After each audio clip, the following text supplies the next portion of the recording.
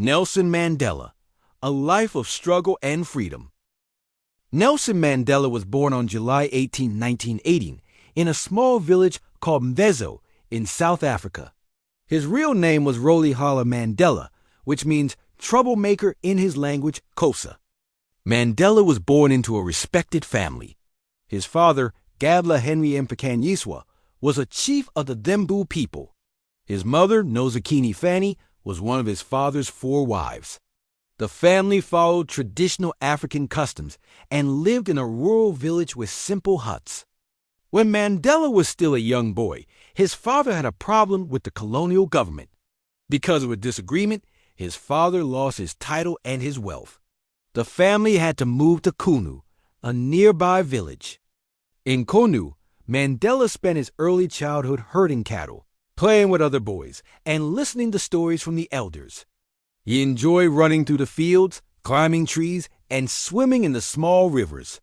He loved nature and freedom. When Mandela was 9 years old, his father became sick and died. This was a very hard time for the family. His mother decided to take him to the Great Place, the royal court of Chief Jongintaba Dalindi Bo, the acting king of the Thembu people. The chief adopted Mandela as his son, treating him like a prince. He now lived in a bigger house, ate with royal family members, and learned about leadership. This changed his life forever. As he grew older, he listened carefully to the discussions of village elders, who spoke about African history, justice, and leadership. This helped him understand the importance of fairness and freedom. Mandela was the first in his family to go to school. His mother took him to a Methodist mission school where he started his formal education. On his first day, his teacher gave him the English name Nelson, as it was common for African children to receive English names in school. Mandela was a hard-working student. He did well in his studies and wanted to learn more. He later attended Clarkberry Boarding Institute, a school for black students, and then went to Helltown, a Wesleyan college. At Helltown, Mandela noticed that white and black people were not treated the same. White people had more power and better opportunities, while black people were often poor and had fewer rights. This made him question the fairness of society, but he did not yet know how to change it. After Helltown, Mandela attended Fort Hare University, one of the few universities for black students. He studied law and wanted to become a leader in his community. At Fort Hare, Mandela joined the Student Representative Council. When students protested against unfair school rules, Mandela joined them. Because of this, he was expelled from the university. When he returned home, the chief was angry. He and another young man were chosen for arranged marriages to 2 women from the royal family. But Mandela did not want to marry someone he didn't choose.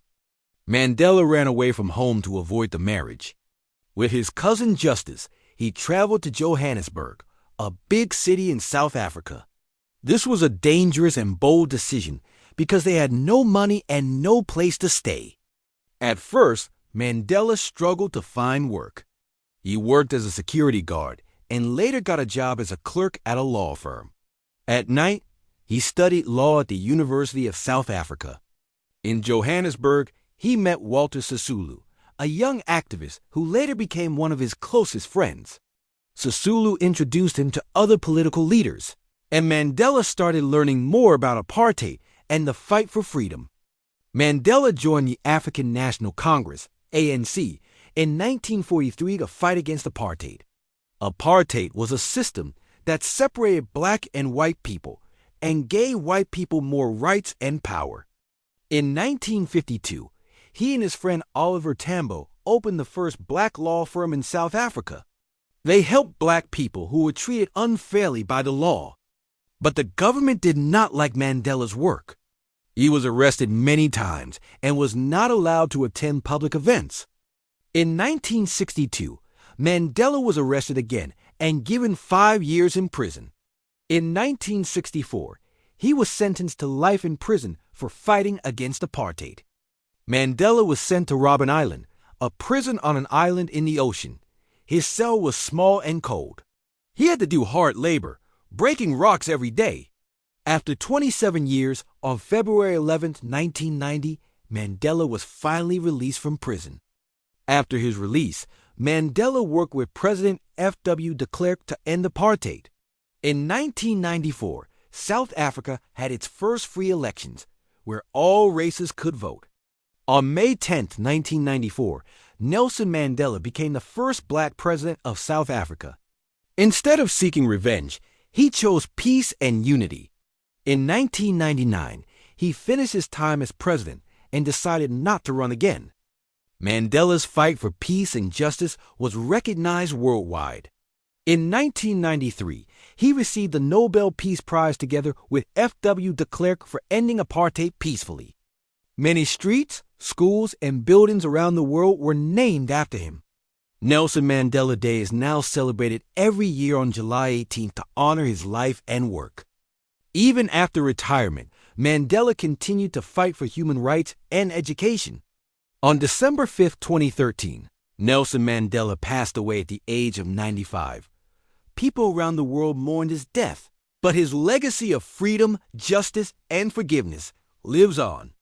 Nelson Mandela's life is a lesson in courage, patience, and determination.